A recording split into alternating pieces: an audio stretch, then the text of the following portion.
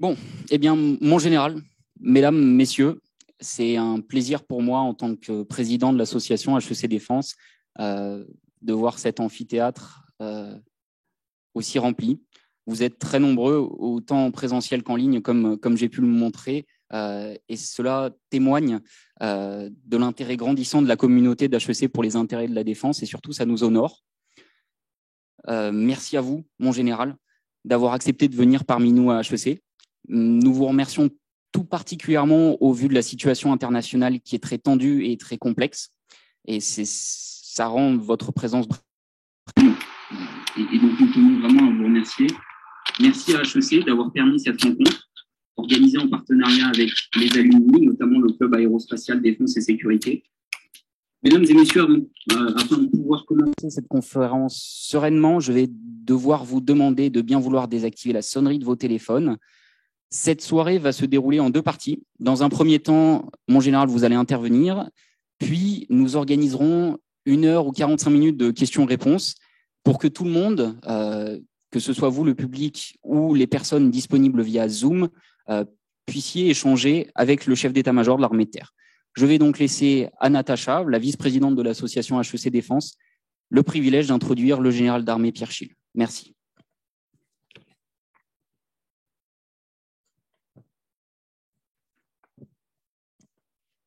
Général, Saint-Cyrien de la promotion lieutenant Tom Morel, vous choisissez de servir dans les troupes de marine.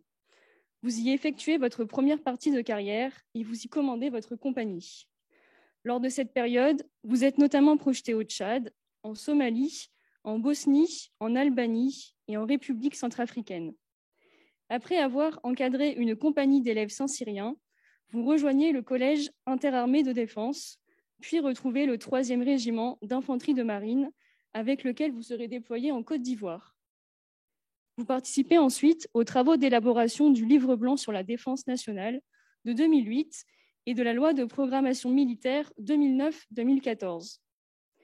Vous prenez alors le commandement des 1300 marsouins du 3e régiment d'infanterie de marine de 2009 à 2011, avant d'être affecté comme adjoint au chef d'état-major particulier du président de la République entre 2012 et 2017.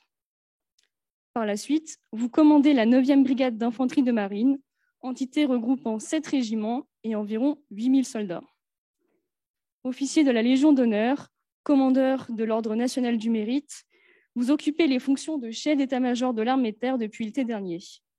Général, c'est très respectueusement que je vous cède la parole.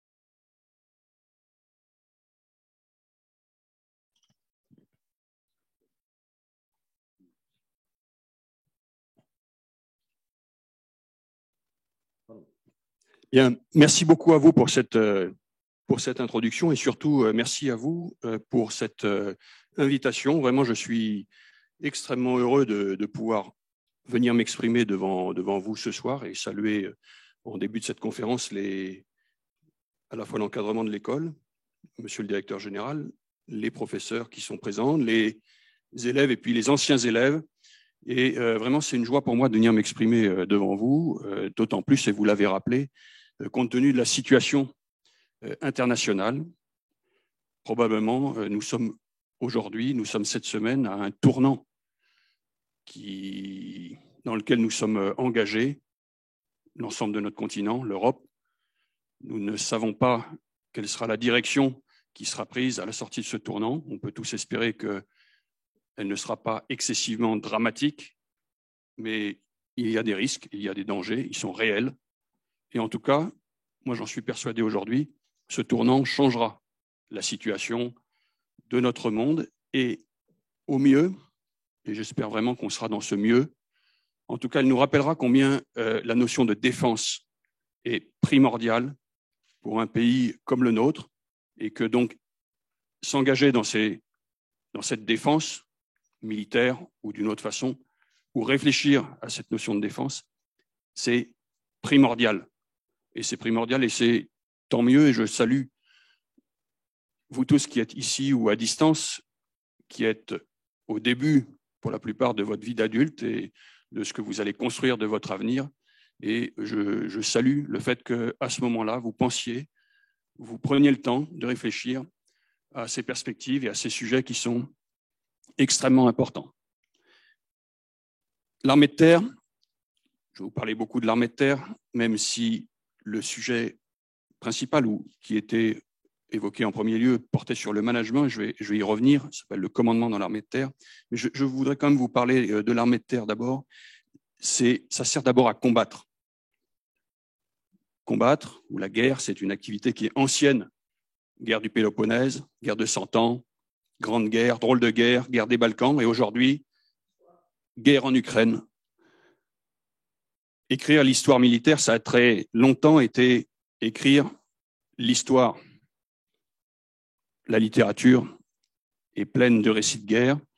Les noms des rues, des places, dans beaucoup de nos villes, sont liés à des batailles, à des chefs de guerre. Tout ceci crée une pseudo-évidence de vivre avec cette notion de guerre, mais en fait, nous savons que ça n'est qu'une impression et qu'en fait, il faut étudier, et vous le faites par les démarches que vous faites ce soir, d'être présent et de participer à cette réflexion générale sur la défense, sur ce qu'est la guerre, tant à la fois elle a des caractères qui sont immuables, et tant elle a d'autres caractères qui sont ceux d'un caméléon qui change, dont la forme change en fonction de la situation. Notre société, la société dans laquelle nous vivons, connaît un épisode de paix qui est inédit depuis plus de 70 ans. Par conséquent, la majorité des Français n'a pas vécu le temps de guerre. Seule une minorité des Français a fait son service militaire. De plus, nous appartenons certainement à la génération la plus riche de toute l'histoire de l'humanité et nous vivons dans un des espaces les plus riches de la planète. Jusqu'à la semaine dernière, nous pensions, beaucoup d'entre nous peut-être pensaient que la menace d'une guerre en Europe n'était plus une préoccupation quotidienne. Et donc la question est, à quel prix et comment notre pays ou chacun d'entre nous voulons-nous défendre cette richesse reçue de nos pères et que nous devons à nos enfants. L'ambition de la France est assez constante. Elle est d'être une puissance d'équilibre et de maintenir ce statut de puissance d'équilibre. C'est une ambition qui a été fixée par le livre blanc, les 2 livres blancs sur la défense et la sécurité nationale successifs de 2008 et de 2013, et elle est rappelée régulièrement par le président de la République dès lors qu'il pose l'ambition de la France dans un certain nombre de discours fondateurs de cette politique étrangère. Et encore une fois, c'est une notion qui est assez transpartisane, cette ambition de puissance d'équilibre. Pour que la France soit souveraine et en même temps agissante, et j'y reviendrai, la France doit pouvoir compter sur des armées qui ont le devoir de penser et de se préparer à la guerre sous toutes ses formes, si les circonstances l'exigent. Et la devise de l'école de guerre, si vis pacem para bellum, c'est-à-dire si tu veux la paix, prépare la guerre, est l'illustration de cette réalité. Donc je voudrais aujourd'hui, en entrée, répondre à 3 questions successives. Qu'est-ce que l'armée de terre? Dans quel environnement stratégique se prépare-t-elle à intervenir? Et enfin, au cœur de mon propos, quels sont les parcours et les qualités attendues de nos chefs pour qu'ils soient en mesure de décider dans l'incertitude? L'armée de terre, et c'est mon premier point, ce sont d'abord des hommes et des femmes qui s'engagent pour défendre notre pays et ses intérêts, et leur finalité, c'est de combattre dans les milieux aéroterrestres, même si ça n'est pas le quotidien de ce qu'ils font. Cette finalité est primordiale. L'engagement au sol ou près du sol, par opposition à l'engagement en l'air ou en mer, vise à prendre l'ascendant sur l'ennemi, à le dominer physiquement jusqu'à sa destruction si nécessaire. Hier comme demain, cet affrontement continuera à se dérouler dans l'état de confusion qui singularise le milieu terrestre. L'engagement terrestre demeure un des modes d'action les plus adaptés à la stabilisation dans la durée au sein d'un milieu difficile. Attaquer, détruire peut se faire à distance. Construire, conquérir, stabiliser se fait au sol et dans les milieux humains. Malheureusement, la Terre n'est pas plate. Hétérogène, difficile, rugueux, cloisonné, visqueux, solide, opaque et surtout habitable. Le milieu terrestre demeurera le foyer primaire des conflits, mais aussi l'espace de leur résolution, dans la mesure où le milieu terrestre est le théâtre des finalités stratégiques. Conquête de richesses, gain territorial, influence et contrôle des populations. Certes, une évidence n'est pas une preuve, mais en raison de cette caractéristique de contrôle que représente le milieu terrestre, il paraît important de rappeler que la stratégie terrestre est consubstantielle à la stratégie générale. Pour envisager la victoire, l'offre stratégique de l'armée de terre est incontournable parce qu'elle s'inscrit dans une continuité, une solidarité stratégique avec les offres navales, aériennes et nucléaires. Et ceux qui ont tenté de conquérir et de contrôler en restant à distance ont souvent échoué. Il y a des exemples récents. L'insuffisance des moyens mis en œuvre par Israël face au Hezbollah en 2006, qui a permis à cette organisation de résister à la manœuvre principalement aérienne. De même, en Irak, à Fallujah et Ramadi, des batailles fameuses en 2016, la puissance imprimée à distance par les forces américaines extrêmement puissantes n'a pas suffi à conquérir dans la durée ces villes. Enfin, le milieu terrestre est l'habitat naturel de l'homme. La population pèse et pèsera encore directement sur les modalités des affrontements et bien souvent sur la définition des buts de guerre. Ce milieu terrestre est donc le milieu de l'incarnation politique, de la volonté politique et donc de l'affrontement ultime. L'armée de terre s'y déploie et la force principale de l'armée de terre, ce sont ces 130 000 hommes et femmes qui ont décidé de s'engager pour notre pays. Cette armée de terre est un concentré de France, avec des soldats qui sont à l'image de la jeunesse d'aujourd'hui, en provenance de tous nos départements, et même de loin. 15% des militaires qui nous rejoignent chaque année, 15 000 militaires nous rejoignent chaque année, 15% d'entre eux viennent des Outre-mer.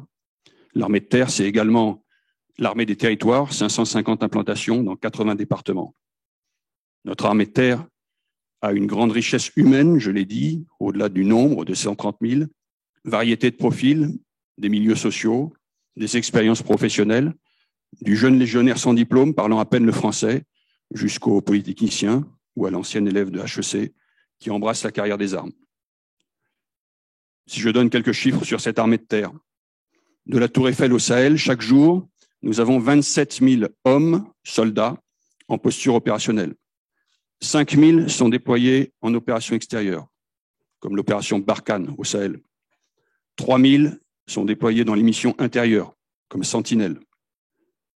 7 000 sont prépositionnés outre-mer et à l'étranger. Et 12 000 sont en alerte, prêts à répondre à l'imprévu. Et vous avez vu que hier et avant-hier, nous avons commencé à déployer un bataillon en Roumanie et qui faisait partie de ces 12 000 hommes en réserve. L'âge moyen de nos soldats est de 32 ans, 30 ans au sein de nos régiments. 1 sur 10 est une femme. Il est à noter que 20% de nos sous-officiers sont titulaires d'un diplôme de niveau Bac plus 2 à Bac plus 5 et 50% de nos militaires du rang ont au minimum le niveau baccalauréat. Un soldat marche en moyenne 30 km par jour dans le cadre de l'opération Sentinelle et peut porter jusqu'à 50 kg lors de ses missions au Sahel. Entre l'entraînement, les stages de formation et les missions, un soldat passe en moyenne 140 jours par an hors de son domicile. C'était quelques chiffres et quelques éléments pour placer les idées. Notre armée de terre a fait le choix de développer un modèle d'armée polyvalent, capable de remplir les missions les plus variées, des missions de soutien des populations jusqu'aux actions de combat les plus complexes. Tout d'abord, elle est organisée autour de capacités, ce qu'on appelle au sens tactique les armes, qui permettent de combiner les effets tactiques, l'infanterie, les blindés, mais aussi les capacités qui appuient ou préparent l'engagement, l'artillerie, les hélicoptères, le génie, la logistique, les transmissions, le renseignement, etc. Comme le milieu terrestre est varié, l'armée de terre dispose de capacités spécialisées liées au milieu et au changement de milieu.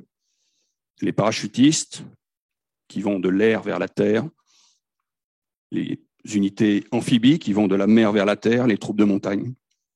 L'armée de terre est donc capable de s'engager de moins 10 mètres d'altitude, ces plongeurs, jusqu'à plus de 10 000 mètres d'altitude pour ces chuteurs opérationnels. L'armée de terre développe des capacités qui montent en puissance, comme le cyber, les drones ou les robots. Nous pouvons observer, et c'est clair malheureusement cette semaine, que les armées qui affichent des ambitions de puissance ne manœuvrent pas en 2 chevaux. Afin de surclasser les capacités de ses adversaires, l'armée de terre poursuit donc une modernisation des petits équipements individuels, pistolets, fusils, etc., jusqu'aux plus importants des équipements, ces véhicules. Et la transformation que connaît notre armée de terre aujourd'hui, avec un programme qui s'appelle Scorpion, constitue probablement la transformation la plus importante depuis la fin de la Seconde Guerre mondiale, même si on a eu plusieurs successives, parce que la transformation en cours est celle de l'application de la révolution numérique aux opérations. Sa réussite est impérative pour que nous puissions assurer la transformation de notre outil de combat en outil qui soit à la hauteur des enjeux des futures décennies. Avec ce programme Scorpion, dont on voit souvent les véhicules, c'est surtout le système de commandement et l'environnement qui évolue, qui démultiplie les capacités à travers la mise en réseau. Je vous l'ai dit, la vocation première de l'armée de terre est d'être opérationnelle, prête à l'engagement aéroterrestre.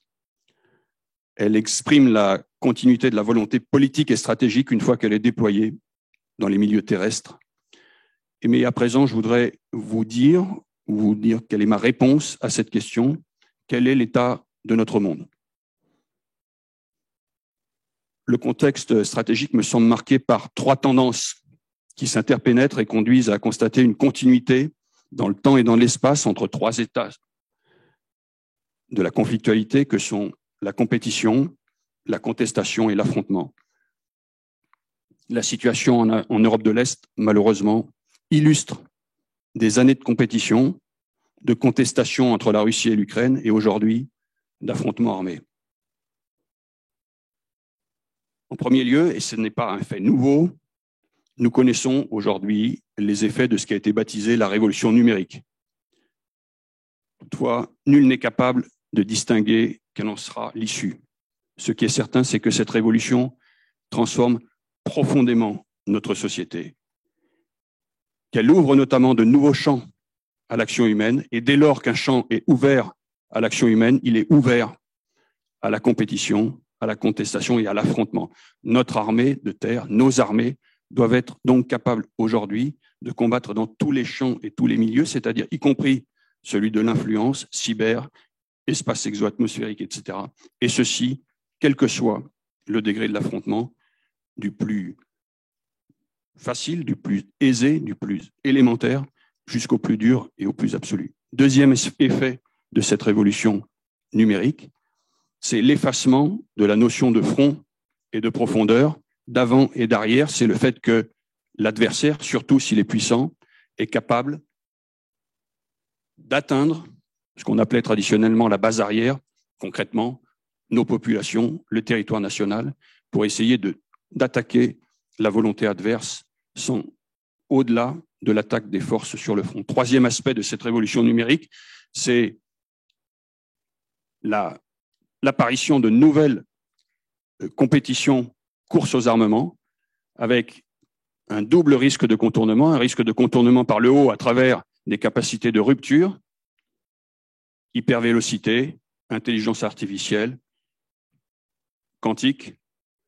Souvent, l'attribut des plus grandes puissances, mais également un contournement par le bas, robotisation, drones, cyber, accessible à des individus, des petits groupes ou des États qui ont pourtant des moyens limités et qui rentrent en compétition avec les capacités de nos armées. Première grande tendance, cette révolution numérique. Deuxième tendance, l'affirmation de ce que le livre blanc de 2013 a appelé les menaces de la force, c'est-à-dire que de manière plus rapide et plus désinhibée qu'on l'imaginait, un certain nombre de puissances s'expriment, veulent exprimer leur puissance sur le plan culturel, économique, mais également normatif et militaire, utilisant cette capacité militaire comme un outil de puissance qui remet en cause à la fois un équilibre, mais aussi des règles, y compris des règles du droit international.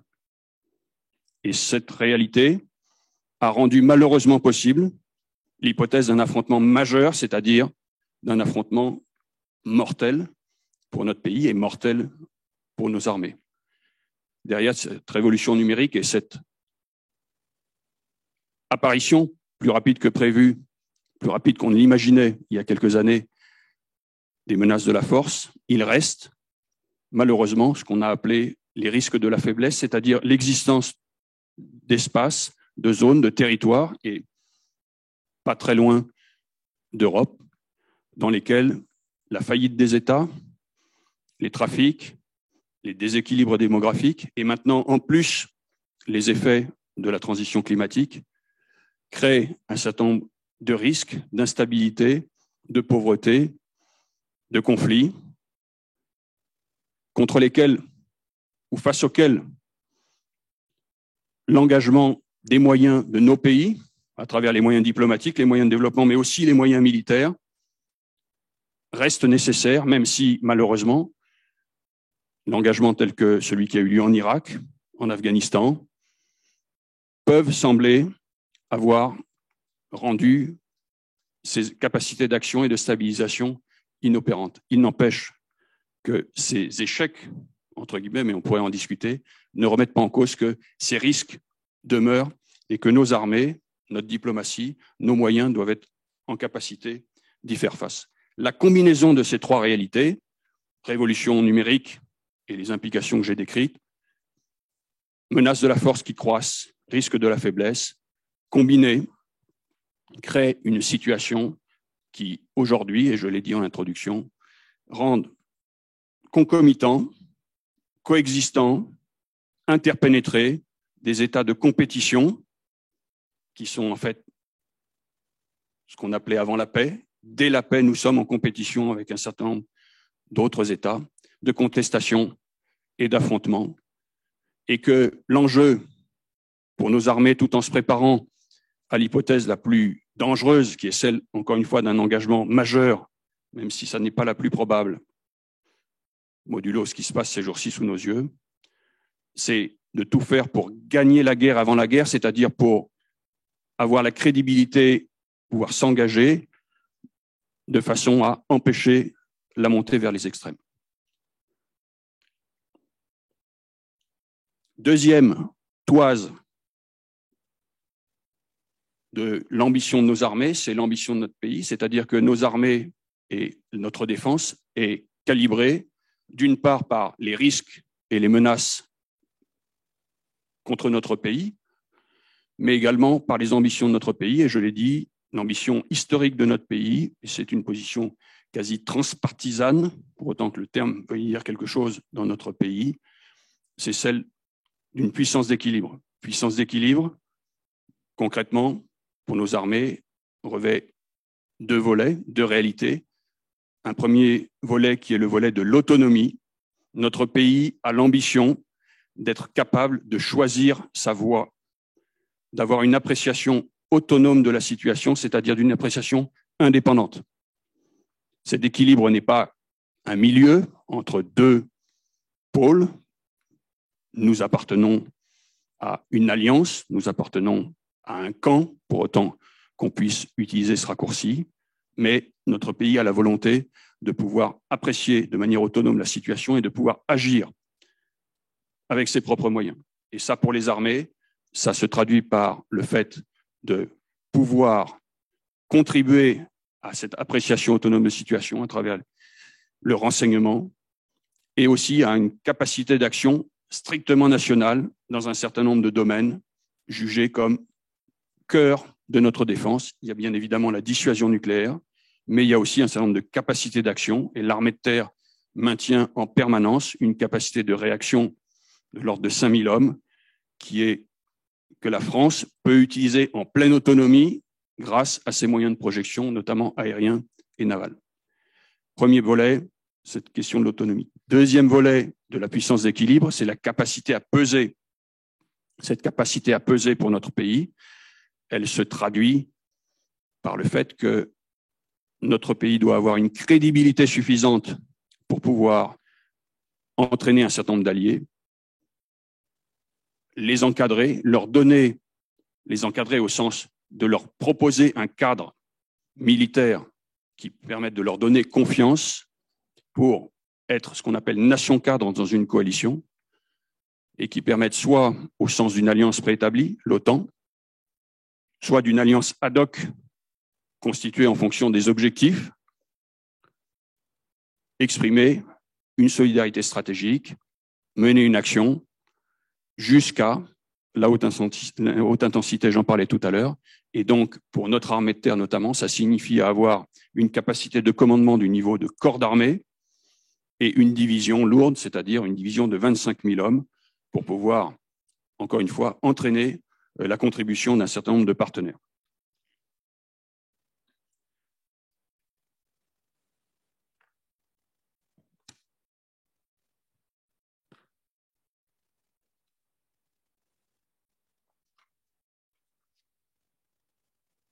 Après vous avoir présenté en quoi l'armée de terre, enfin, vous avoir décrit à gros traits quelques caractéristiques de l'armée de terre et vous avoir exprimé quelle est mon appréciation de la situation aujourd'hui dans laquelle est notre pays par rapport à la situation géostratégique et son ambition et ce en quoi l'armée de terre et donc les armées doivent répondre, doivent apporter comme solution ou comme capacité d'action au niveau stratégique. Je voudrais maintenant vous parler de nos officiers, du management dans l'armée de terre, management que nous appelons commandement. Le cœur des qualités, ou plutôt des capacités demandées au cadre de notre armée de terre, c'est la capacité à décider dans l'incertitude.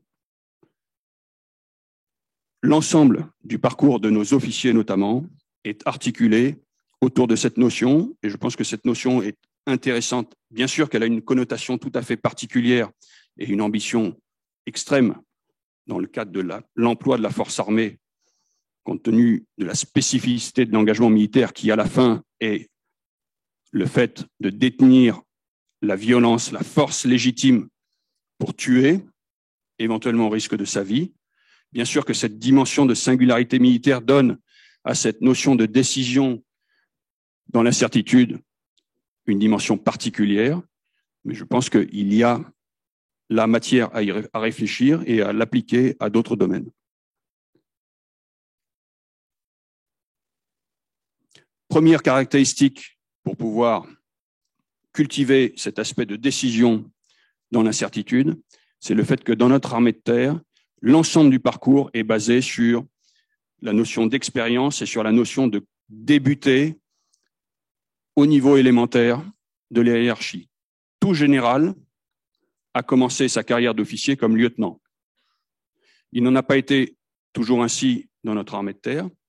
Et un des éléments qui avait été analysé comme une des causes de la défaite de 1870 avait été le fait qu'avait été mis en place un corps d'état-major qui fait qu'un certain nombre d'officiers commençaient directement au niveau officier supérieur en état-major, et il avait été conclu que cet état de fait était une des raisons des difficultés de commandement et qui avait conduit à la défaite terrible de 1870. Et cette réalité est un des éléments qui a été cité comme étant pris en compte dans la réforme de l'encadrement supérieur de l'État qui vient d'être mis en place ou qui est en cours de mise en place. Donc cette notion de commencer au début à l'exécution avant de prendre des responsabilités. Chaque général a donc, et chaque colonel a, en dépit de son origine de recrutement et de son arme, de sa spécialité, a débuté sa carrière professionnelle au premier grade d'officier comme lieutenant. Chacun a connu une première partie de carrière progressive, ponctuée par des jalons communs et des temps de mise en responsabilité globalement similaires.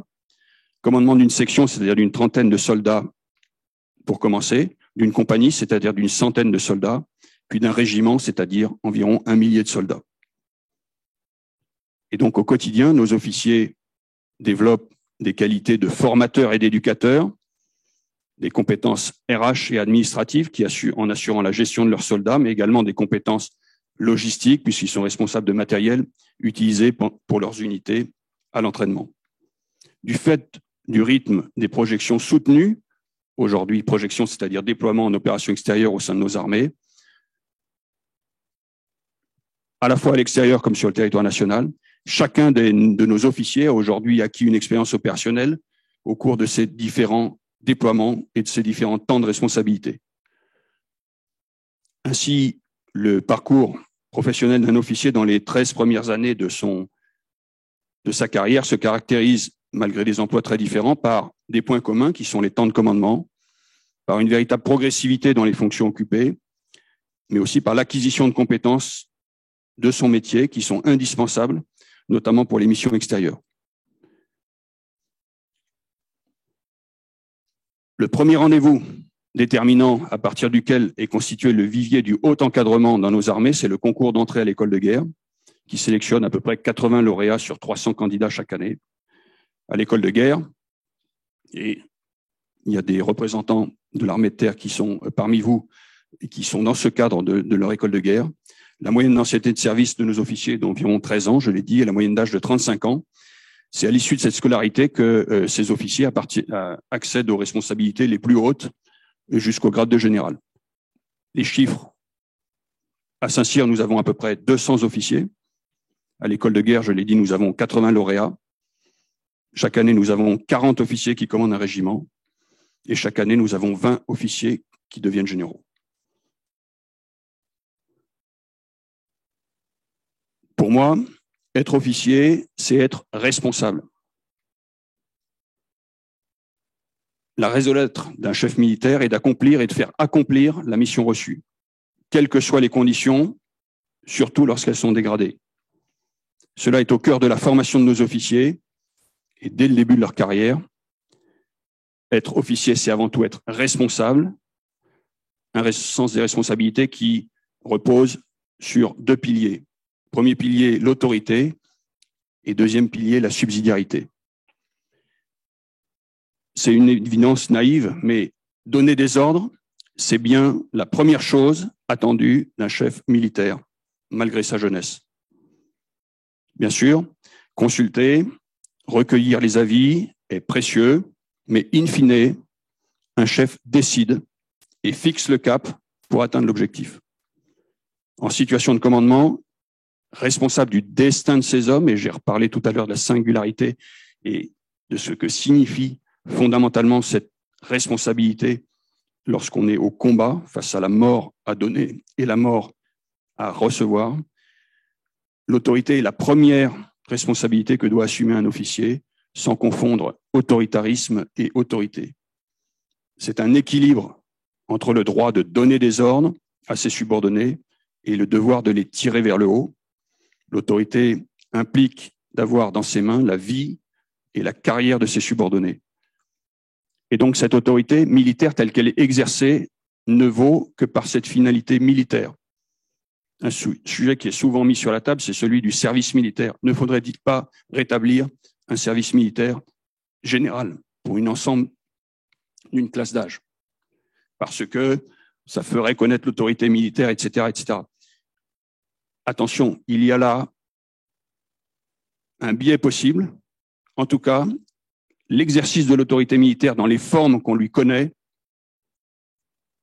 ne vaut que par la finalité. C'est parce que on peut être amené à aller au combat que l'autorité militaire a une forme de rigueur, d'absolu, d'impératif qui est le sien. Faire semblant d'avoir une autorité militaire en disant il n'y a pas de finalité militaire, c'est simplement une formation comme une autre, mais on va obliger à avoir les attributs de l'autorité militaire, c'est une illusion et une erreur, probablement.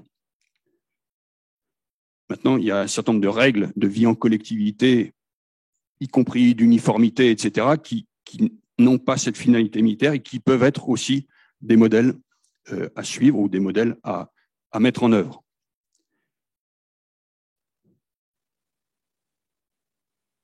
La mission, également, se distingue du contrat par le fait que, pour la mission, il n'y a pas de question de prix et de coût. La mission doit être accomplie à tout prix. C'est ce qui la différencie fondamentalement du contrat, pour lequel il y a une obligation de moyens, mais pas forcément une obligation de finalité. Et cette notion de différence entre contrat et mission est importante, surtout lorsque, pour réorganiser nos armées, notamment nos armées en temps de paix, pour leur donner un facteur d'efficience, c'est-à-dire d'équilibre entre l'efficacité et le coût, on applique des recettes de type contractuel, y compris contrat de service, etc., dans le fonctionnement quotidien. Il est primordial que, même si on fait ce choix pour des questions d'organisation du quotidien sur le territoire national, on soit capable de repasser dans la notion de mission, c'est-à-dire de mission à tout prix, quoi qu'il en coûte, dès lors que nous revenons dans une organisation d'engagement opérationnel. Être officier, c'est être responsable de piliers, l'autorité et la subsidiarité. La guerre se caractérise de toute éternité par le brouillard qui l'entoure. La technologie et les outils de l'information ne changeront pas cet état de fait. Il y a là aussi une illusion fondamentale à estimer que les technologies de l'information, le fait de connaître de plus en plus précisément, un jour permettra de savoir tout et de pouvoir diriger d'en haut, précisément, toutes et chacun. Et je le dis volontairement de manière générique, mais en tout cas le domaine que je connais, c'est celui du domaine des opérations. Plus nos systèmes sont modernes, notamment par exemple avec le Blue Force Tracking, c'est-à-dire le fait que chaque entité, aujourd'hui chacun de nos véhicules, demain chacun de nos hommes, renvoie automatiquement sa position vers le chef, peut donner l'illusion qu'un jour on saura, un jour je saurai où sont chacun de mes hommes et je pourrai donner des injonctions à tel ou tel de ces hommes.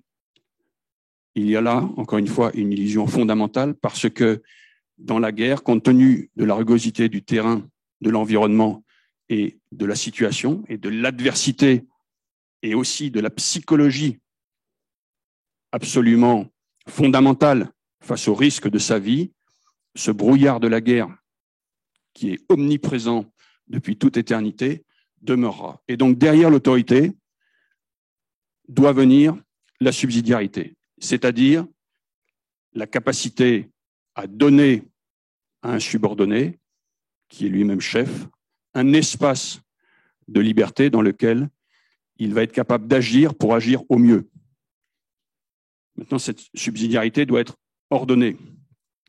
Et tout l'enjeu de nos organisations aujourd'hui, y compris dans cette révolution des technologies de l'information, et qui donc traverse tout notre système de formation, c'est la question fondamentale d'essayer d'ordonner l'initiative des différents niveaux de responsabilité avec la finalité opérationnelle supérieure. la recette, la philosophie, la méthode française historique est celle de l'intention, c'est-à-dire la première condition pour donner cette subsidiarité et l'orienter dans le sens du bien commun, c'est de considérer que l'esprit de la mission prévaut sur la lettre. Et donc tout chef militaire, et c'est une méthode que nous appliquons, que nous apprenons depuis le début et que nous appliquons à tous les niveaux et que nous cherchons à appliquer dès le fonctionnement courant et en opération, c'est l'intention du chef, c'est-à-dire d'essayer d'exprimer l'esprit qui doit guider la mission du subordonné. Ceci n'empêche pas la lettre qui ensuite décrit un certain nombre de précisions dans un degré à mesurer, je vais revenir sur ce point à l'instant, mais qui permet d'orienter l'action. Deuxième méthode complémentaire, c'est probablement la méthode du commandement par bloc ou par frontière ou par no-go. C'est de fixer une boîte géographique, une boîte fonctionnelle, d'autres types de limites, au sein de laquelle le subordonné a l'initiative pour agir et pour prendre l'ensemble des mesures les plus adéquates pour atteindre l'objectif. Troisième méthode, troisième élément, et là, il y a des évolutions importantes permises par la technologie, c'est la capacité à, tout en laissant se subordonner en fonction de la direction qui lui a été donnée, dans une boîte de subsidiarité, d'autonomie qui lui a été fixée, d'avoir un certain nombre de retours, d'informations sur son état, si possible automatique, et c'est ce qui est permis par la technologie, de façon à pouvoir évaluer quel est son état et notamment de savoir s'il est en train de mourir, de dépasser ses capacités, et si le fait que s'étant usé dans la mission en cours, il ne sera plus disponible pour la mission suivante. Et c'est toutes les questions de pilotage, de remontée automatique des situations et des informations qui permettent, encore une fois, au chef à la fois de laisser de la subsidiarité dans un espace donné en fonction d'une direction donnée, tout en ayant les remontées nécessaires qui lui permettent d'apprécier le degré d'atteinte de la mission, voire le degré, encore une fois, d'usure, et ça c'est un domaine vraiment militaire, dans le sens où une unité en reconnaissance a-t-elle perdu 20-30% de ses capacités, niveau à partir duquel il ne sera plus possible de la réengager derrière. Voilà, je pense que je ne vais pas être plus long là-dessus, parce que peut-être pour pouvoir répondre aux différentes questions. Je vous redis en conclusion combien je pense que vous avez raison de vous intéresser aux questions de défense, à la façon dont ces questions de défense et ces sujets peuvent rétroagir ou être déclinés dans les responsabilités que vous aurez. Et vous avez d'autant plus raison que malheureusement, les événements qui ont cours aujourd'hui, et je ne veux pas noircir le tableau, mais nous voyons combien ces événements sont dramatiques, incertains, et nous rappellent que le premier devoir d'un État, le premier devoir de notre État et de notre nation, c'est d'assurer la défense et la sécurité de ses membres. Et pour cela, il est nécessaire qu'un certain nombre de jeunes, de membres de cette nation, de cet État, s'engagent pour cette défense, soit dans la défense militaire, soit encore une fois dans leurs responsabilités civiles de tout type, humanitaires, autres, pour le bien commun. Voilà, je vais peut-être vous laisser du temps pour les questions.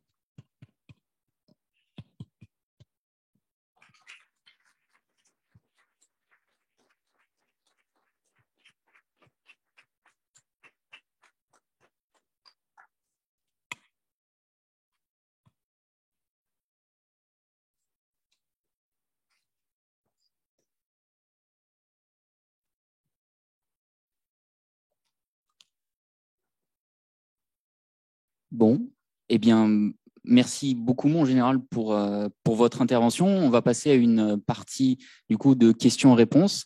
Comment on va fonctionner? C'est qu'on va alterner entre les questions du public et les questions de Zoom afin de pouvoir permettre aux gens qui sont aussi nombreux à nous suivre en live de pouvoir aussi poser leurs questions et échanger avec le général. Moi, mon général, je vais vous poser la première question. Dans le contexte actuel, quand on voit ce qui est en train de se passer justement en Ukraine, pour la première fois, l'Union européenne a décidé d'intervenir, a décidé de livrer des armes à un pays en guerre. Est-ce qu'on est en train de basculer vers la culture stratégique commune qu'appelaient de leur vœu certains dirigeants militaires et civils? Et quelles seront les conséquences d'une Europe de la défense approfondie, si tel est le cas, pour l'armée de terre? Alors, je vous l'ai dit tout à l'heure en introduction, vraiment, je pense que nous sommes en train de vivre un moment historique. Malheureusement, pas dans le meilleur sens du terme, mais réellement historique. La portée des évolutions, elles ne sont pas encore visibles. Et encore une fois, sans inquiéter excessivement, je dis, nous ne savons pas de quoi demain sera fait. Il n'empêche que un certain nombre d'éléments et de réalités se sont imposés.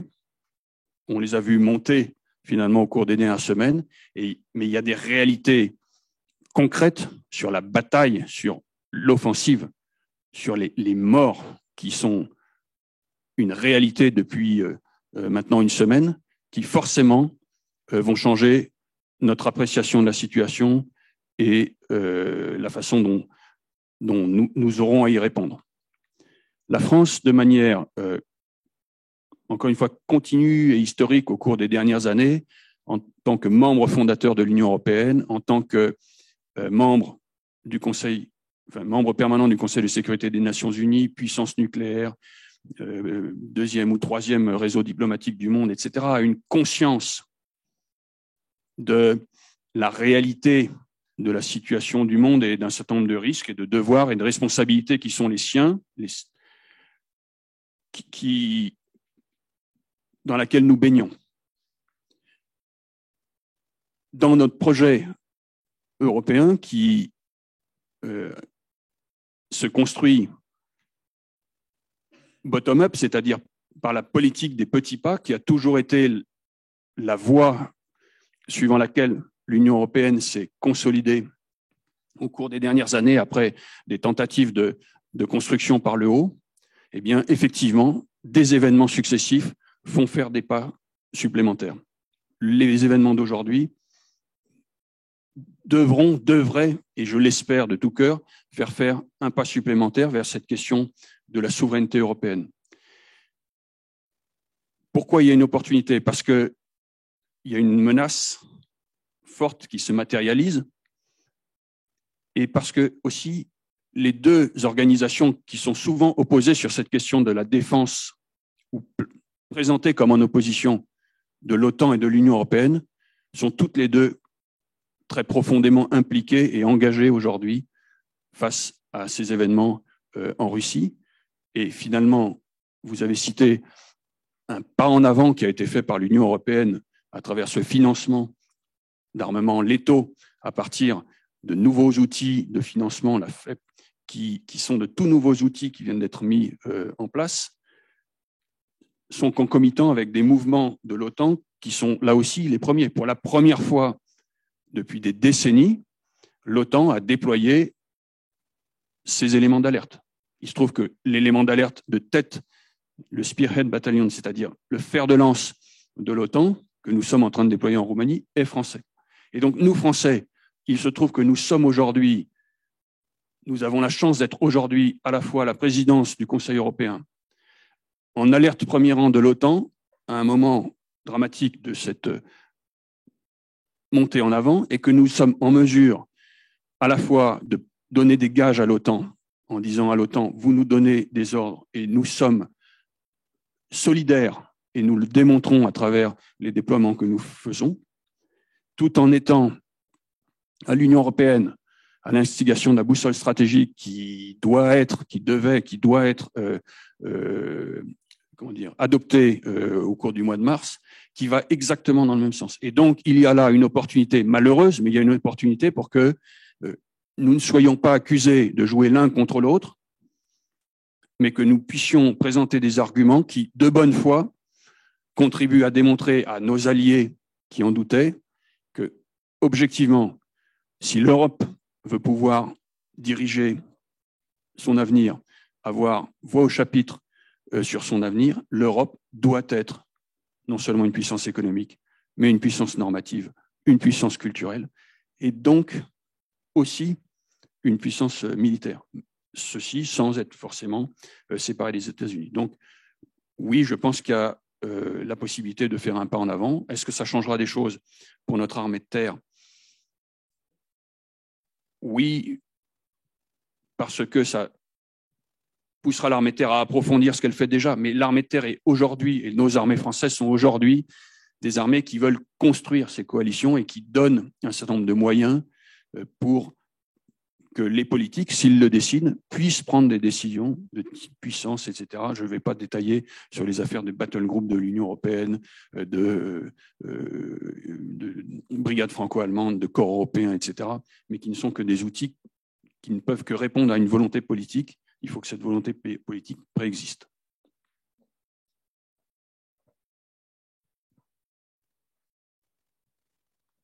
Merci, Général. Ma question portera sur l'adaptation de l'armée de terre aux nouvelles menaces.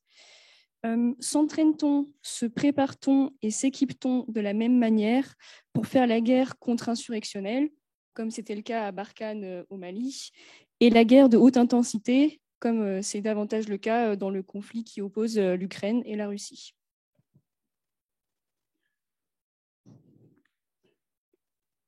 La réponse est, si on parle d'un homme, d'un soldat, non. Si on parle d'une unité, d'une petite unité, non. Si on parle de l'ensemble de l'armée de terre, la réponse est oui.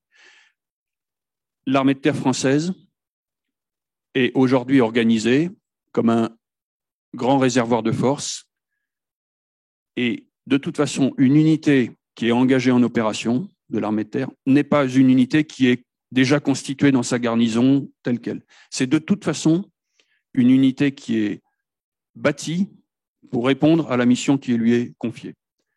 C'est un choix qui a été fait, c'est le choix d'organisation de notre armée de terre qui a maintenant une vingtaine d'années et qui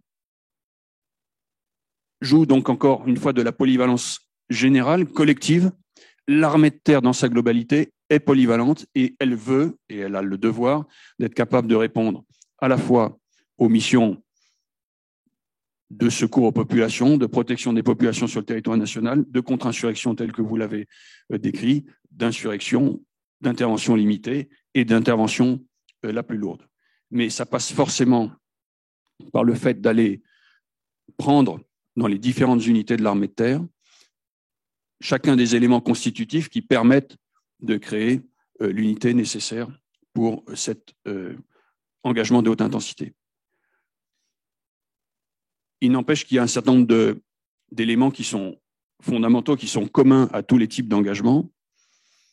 Et aujourd'hui, j'estime qu'une des voies pour continuer à faire progresser l'armée de terre, pour la préparer à la fois aux capacités de contre-insurrection ou de prévention-influence, telles que vous les décriviez, et de haute intensité, c'est notamment d'aller vers ce qu'on a appelé le durcissement, de durcir nos hommes pour qu'ils soient à la hauteur des chocs futurs.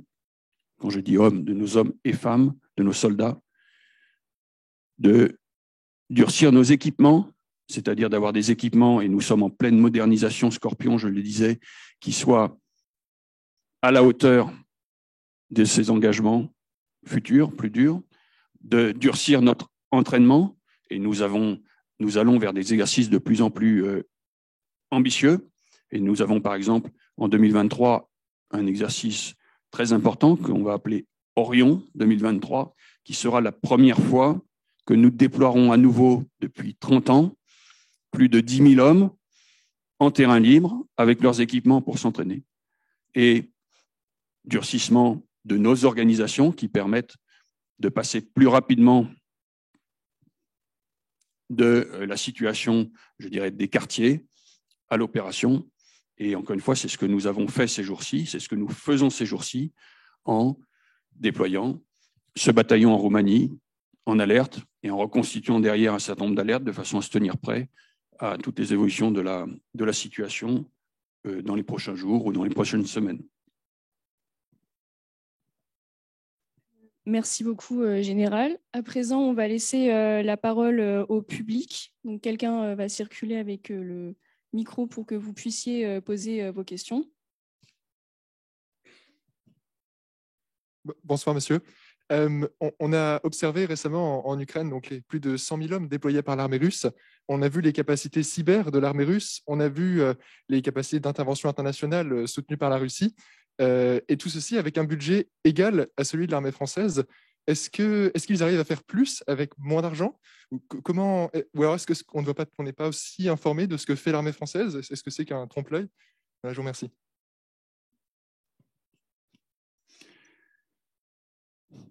Vous posez là une excellente question. Je répondrai sur la comparaison France-Russie dans un deuxième temps, mais je fais une première réponse sur le fait que finalement, ça n'est pas la ressource financière, il n'y a pas bijection entre la ressource financière et la capacité. Nous avons, je ne vais pas être excessivement présomptueux, etc., et ce que je dis là est critiquable, mais nous avons une des armées, encore une fois au sens large, dont l'armée de terre, les plus efficaces en Europe. C'est clair. Or, pardon, je voudrais pas comment dire, prêter trop le flanc à la critique. Donc je vais partir différemment. L'Allemagne, aujourd'hui, dépense 1,6% de son PIB dans son effort de défense, pour sa défense. Modulo les annonces du chancelier Scholz de ces jours-ci, qui sont, pour autant qu'elles se traduisent dans les faits, etc., potentiellement un changement majeur. Mais compte tenu du PIB de l'Allemagne, ce 1,6% de son PIB, ça correspond exactement, à peu de choses près, aux ressources que notre pays met dans sa défense, compte tenu de l'écart de PIB, nous sommes à 2%. Pourtant, l'Allemagne, avec ces ressources-là, crée et a construit une armée qui est faite pour faire face à une invasion majeure, une invasion de son territoire, et compte tenu d'un certain nombre de choix d'organisation, a aujourd'hui une armée qui est extrêmement puissante en termes d'équipement détenu, mais qui, concrètement, produit peu d'effets stratégiques parce que la décision politique de l'engager n'est pas là, parce que, du coup, l'entraînement n'est pas là, ou moins là. Du coup, les membres de cette armée de terre croient moins, peut-être, à la probabilité que cette armée soit déployée, etc. Et à la fin, pour des ressources équivalentes, on a un outil totalement différent de l'outil, par exemple, français, qui, pour les mêmes montants, acquiert la dissuasion nucléaire, 2, a une armée d'emploi déployée en opération en permanence, qui, au-delà des effets quantitatifs en termes de véhicules, de nombre d'hélicoptères, etc., fait qu'il y a une forme de capacité d'action, d'agilité, d'habitude, etc., qui fait qu'au bout du tuyau, on a eu beau mettre à peu près les mêmes ressources, eh bien, on a un résultat totalement différent. Pour la Russie, on est un peu c'est un peu le même type de situation. D'abord, il faut se méfier des questions de comparaison de pouvoir d'achat, des montants purs par rapport aux questions de pouvoir d'achat. Et derrière, c'est un peu comme quand vous montez dans un espace ou vous montez dans une Brabant, vous avez peut-être le même prix, mais c'est pas la même. vous n'avez pas la même chose. Et donc, l'armée russe, certes, est très présente et est présente sur des capacités très haut du spectre, annoncées comme telles, missiles hypervéloces, en nombre de sous-marins nucléaires lanceurs d'engins, sur ses capacités cyber, capacités de renseignement, qu'on perçoit comme très puissantes, mais que peut-être il faut questionner sur la réalité de cette puissance. Et par exemple, je parlais des capacités hypervéloces, elles ont été démontrées. Les Russes ont détruit un satellite en orbite il y a quelques semaines, donc ils ont ces capacités. Mais encore une fois, la réalité tactique au-delà de la démonstration est à vérifier. Et derrière le volume de force, et c'est ce qu'on voit ces jours-ci en Ukraine, même s'il faut attendre la fin de l'histoire, on se rend compte que derrière ces quantités, il y a une question probablement de qualité, il y a une question de logistique disponible ou non, qui fait aussi la différence.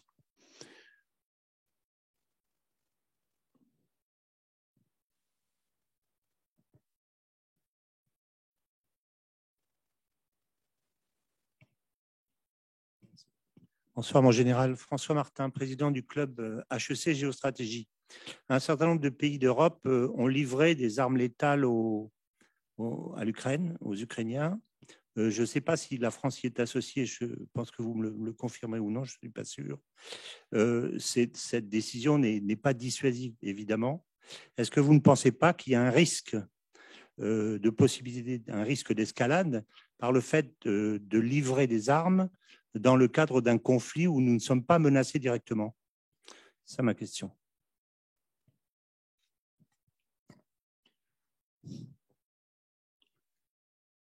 Bon, compte tenu des questions de confidentialité, la réponse directe à votre question est difficile. Je vous dirais qu'a dit le président de la République.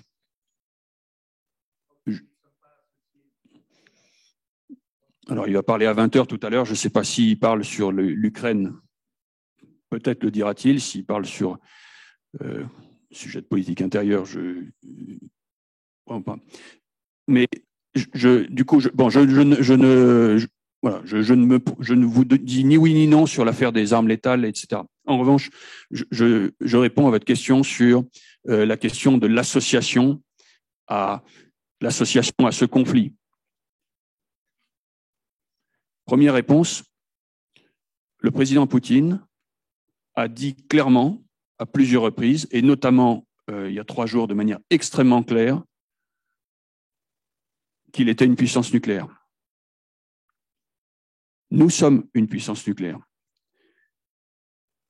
Et donc, les rapports entre les puissances nucléaires, c'est de la dissuasion. Et donc, il y a une grammaire dans ces rapports entre puissances nucléaires qui est fondamentalement différente de la grammaire des relations entre des puissances qui ne sont pas nucléaires.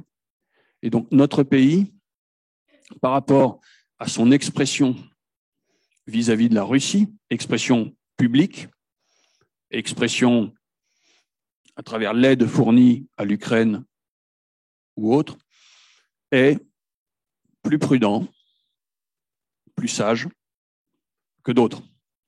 Et là, je réponds sur l'expression et sur ce fait que nous sommes une puissance nucléaire et que nous savons, plus que d'autres, combien ce dialogue sur la dissuasion est engageant et qu'il obéit à un certain nombre de codes qui sont extrêmement sensibles. Et cette question de l'aide à l'Ukraine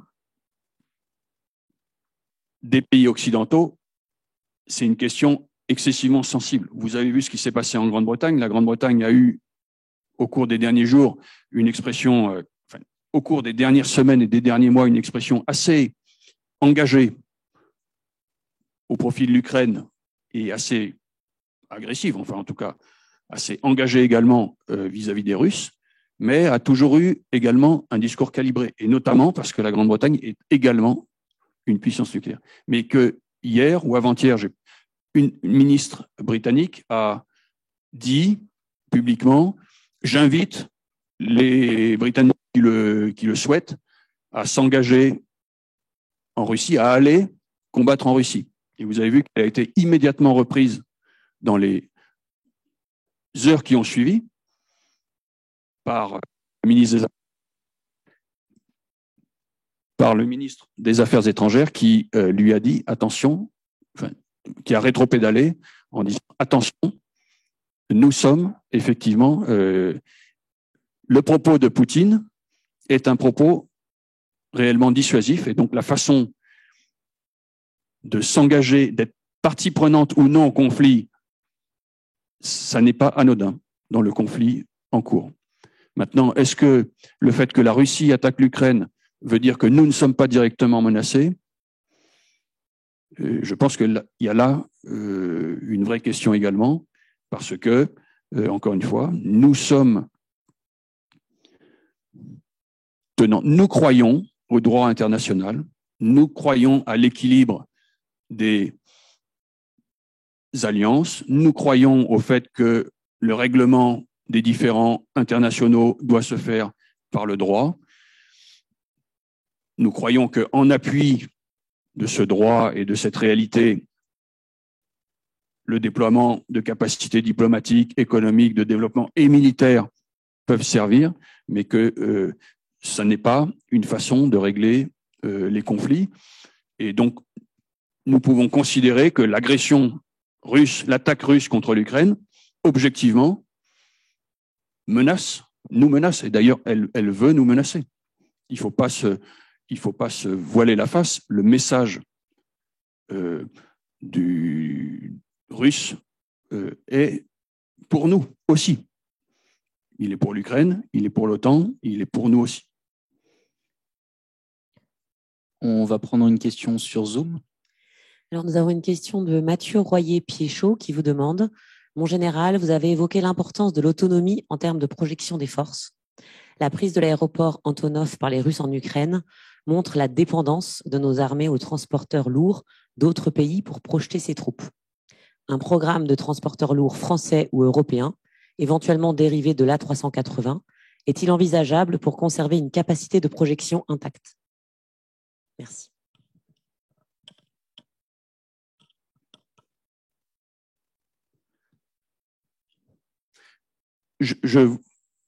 Nous ne pouvons pas acquérir toutes les capacités qui nous permettraient d'être complètement autonomes dans toutes les situations, y compris pour une hypothèse d'engagement majeur. Je l'ai dit tout à l'heure, la volonté de notre pays, c'est d'être une puissance d'équilibre. Je n'ai pas dit que la volonté de notre pays était d'être une grande puissance. Nous ne sommes pas une grande puissance. Nous n'avons pas les capacités à distance. Oui, pardon. Nous ne sommes pas une grande puissance. Nous n'avons pas les capacités, comme les Américains, d'avoir la totalité de toutes les capacités militaires et d'envisager de manière autonome n'importe quelle intervention sur n'importe quel point du globe. Nous sommes, la France, nous sommes une puissance d'équilibre. Nous avons l'ambition d'être autonome dans notre appréciation de situation, d'être autonome dans une capacité d'action à minima, forces spéciales, cyber, d'avoir des capacités cyber, de forces spéciales, de dissuasion, je le disais tout à l'heure, d'intervention de ce que j'appelais cet échelon national d'urgence, c'est-à-dire jusqu'à 5000 hommes. Et là, nous avons les moyens en national de les projeter avec nos avions, nos bateaux, quasiment dans le monde entier, grâce au relais de nos forces prépositionnées, outre-mer et à l'étranger, etc. Mais nous n'avons pas la possibilité d'intervenir tout seul face aux Russes. D'ailleurs, ça n'aurait pas de sens. Quelle serait la situation dans laquelle aujourd'hui on imagine qu'un ennemi vienne nous attaquer sur notre sol, après être passé à travers les pays qui sont autour de nous, en Europe, qui les auraient laissés passer. Nous sommes consubstantiellement au milieu de cette espace européen qui fait partie de notre défense au sens physique du terme. Dès lors, l'ensemble des choix que nous avons à faire sur les capacités, c'est des choix de compromis qui doivent permettre de garantir qu'on ait une autonomie minimum d'action, que nous ayons les capacités qui sont vraiment discriminantes, qui nous permettent de donner confiance à d'autres pour nous rejoindre, mais pour un certain nombre de capacités, dès lors qu'il s'agirait d'intervenir face à un ennemi réellement puissant, il faut que nous avons fait des compromis qui imposent de pouvoir aussi compter sur des capacités autres. Et pour ce qui est des transports lourds, voilà, aujourd'hui, nous sommes, alors c'est pas exactement dans mon domaine, mais c'est clair que c'est dans les armées. Nous sommes en train d'acquérir une capacité de MRTT à partir d'Airbus qui permettent d'avoir à la fois des capacités de ravitaillement en vol et de transport de fret et de transport de passagers qui sont en train de multiplier nos capacités de projection, mais nous n'avons pas effectivement ces capacités les plus lourdes que vous évoquiez sur la transformation d'A380 ou utilisation des Beluga d'Airbus, par exemple.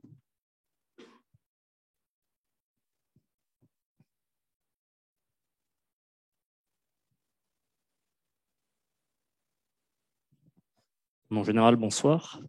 Est-ce qu'on peut avoir un point très factuel sur la situation, sur le nombre de soldats russes en Ukraine, sur le nombre de soldats ukrainiens en Ukraine, sur le nombre de soldats français en France et otaniens en Europe? Merci.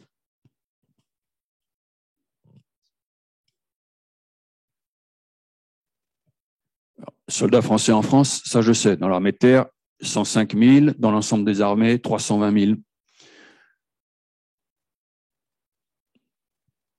Otaniens en Europe. Je me retourne vers les militaires présents. Sur Russes, à l'est de l'Ukraine, enfin au nord en Biélorussie et à l'est de l'Ukraine avant l'offensive russe, les chiffres qui avaient été donnés et qui étaient donc publics étaient de l'ordre de 150 à 200 000 hommes. Il y avait 150 à 200 000 soldats russes déployés entre la Crimée et la Biélorussie. Les forces ukrainiennes, pour moi, sont dans la classe de 100 000. Et l'OTAN a beaucoup plus de 200 000 hommes. Rien qu'en France, on en a 300 000. Maintenant, les 300 000 Français, ils ne sont pas non plus tous des combattants, etc. Il n'empêche que les capacités, enfin, si je dépasse les hommes, les capacités russes qui étaient déployées à la frontière de l'Ukraine, en termes de nombre de chars, etc., étaient en gros 2 à 3 fois les capacités de l'armée française au total, pour être vraiment dans les grands chiffres. Peut-être juste une donnée complémentaire par rapport à cette question. Pour attaquer, on dit qu'il faut être 3 contre 1.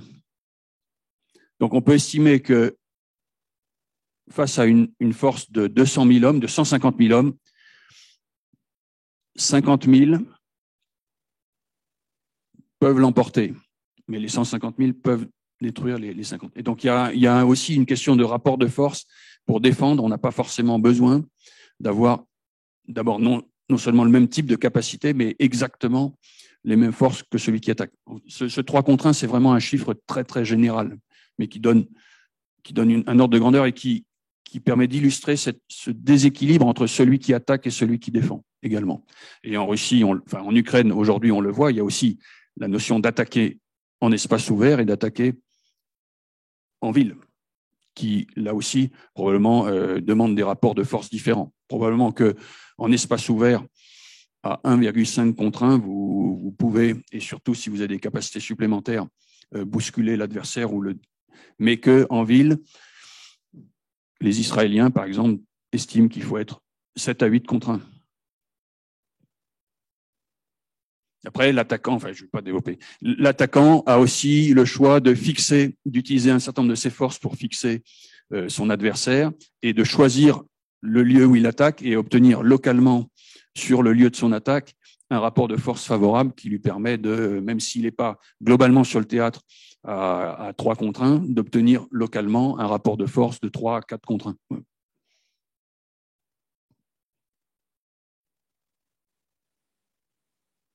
Donc, une autre question en ligne. Donc, l'auteur vous demande, mon général, l'armée de terre s'est de plus en plus tournée vers le territoire national depuis une dizaine d'années. Opération Harpie, Sentinelle, Résilience, création du commandement de terre pour le territoire national en 2016, etc. Comment l'armée de terre concilie-t-elle cet engagement à l'intérieur du territoire et son engagement à l'extérieur? Cet engagement intérieur est-il amené à se renforcer? Je vous remercie.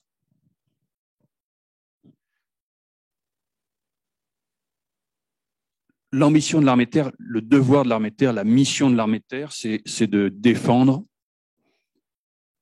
notre pays, sa population, ses intérêts,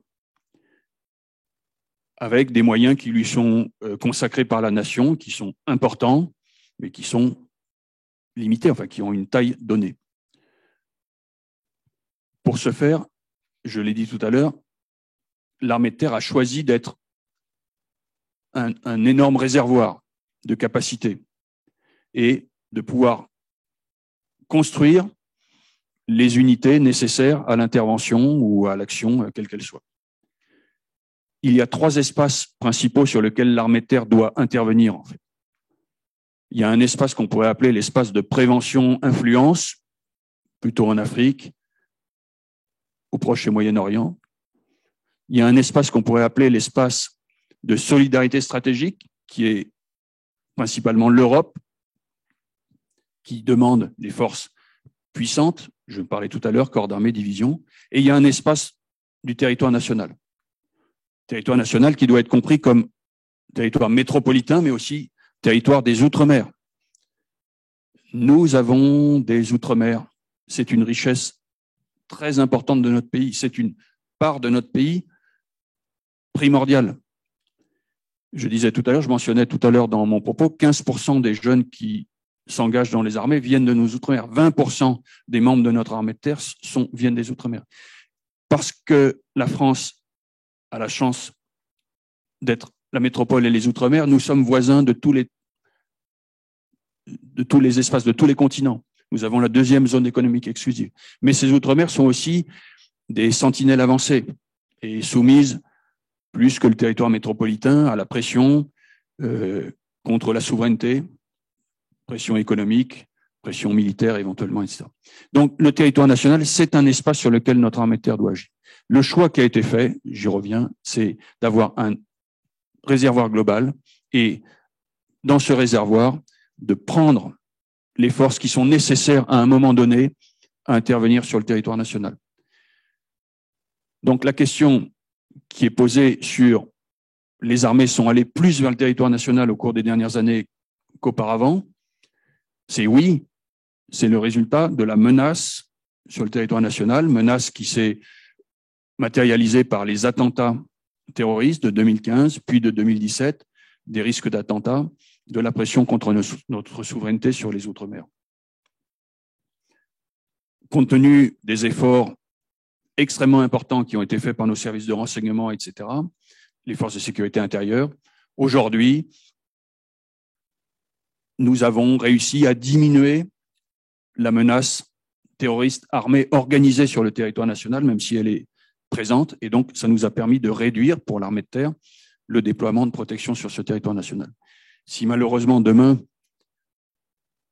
ce que je viens de vous dire s'avère faux et que demain nous avons des attentats majeurs, l'armée de terre reviendra sur ce territoire national.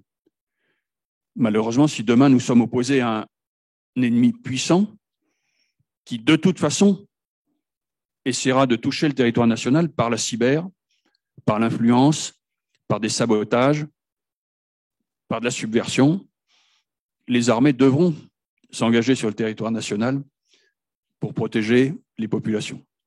Et cet engagement sur le territoire national, mécaniquement, il se fera, non pas au détriment, mais en contrepoint d'un repli, soit sur l'espace stratégique de la prévention, influence, Afrique, que je présentais tout à l'heure, soit sur un repli par rapport à cet espace de solidarité stratégique européenne, et très concrètement, par un moindre déploiement donc, en Europe. C'est un équilibre qui n'est pas un équilibre figé. Il n'y a pas ad vitam aeternam X soldats engagés sur le territoire national et Y en Afrique. Il y a, en fonction des besoins du moment, la capacité à s'engager et à réorganiser notre dispositif en ce sens.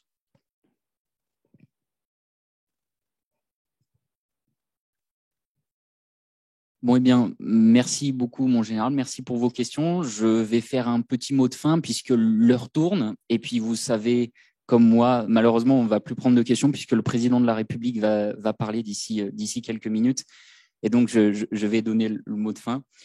Mon général, mesdames et messieurs, alors que cette conférence touche à sa fin, je tiens à remercier les personnes qui ont fait en sorte que cette conférence ait lieu dans les meilleures conditions possibles.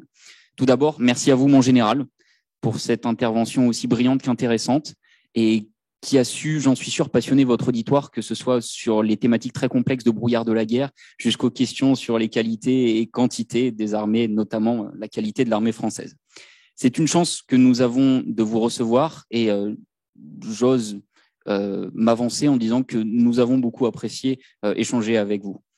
Merci à HEC, à son personnel et aux équipes techniques qui ont œuvré dans l'ombre pour le bon déroulement de cette soirée. Merci aux alumni d'HEC pour votre appui, particulièrement à Clémence, qui est la responsable du réseau d'HEC Alumni, et à Philippe, le vice-président du club aérospatial Défense et Sécurité. Merci aussi aux membres de l'association HEC Défense, Natacha Mignard, la vice-présidente, qui fournit un travail exceptionnel, le chef d'escadron Bertrand Pêche, qu'on ne voit pas ici, mais qui est quelque part... Ah, le voici. Qui passe un temps monstre pour réaliser nos idées les plus folles, comme cette conférence. Merci beaucoup, Bertrand. Diane Lapacherie, notre responsable communication, dont la plume nous est essentielle, mais aussi tous les membres qui ont pu contribuer à cette organisation. Sans vous, sans votre motivation et votre implication, je sais pertinemment que rien ne serait possible et que les projets que nous portons ensemble de faire vivre la défense à HEC se seraient essoufflés depuis bien longtemps déjà. Enfin, merci à vous d'être venus si nombreux ce soir pour assister à cette première conférence d'HEC Défense et d'avoir participé avec vos questions pertinentes et complexes.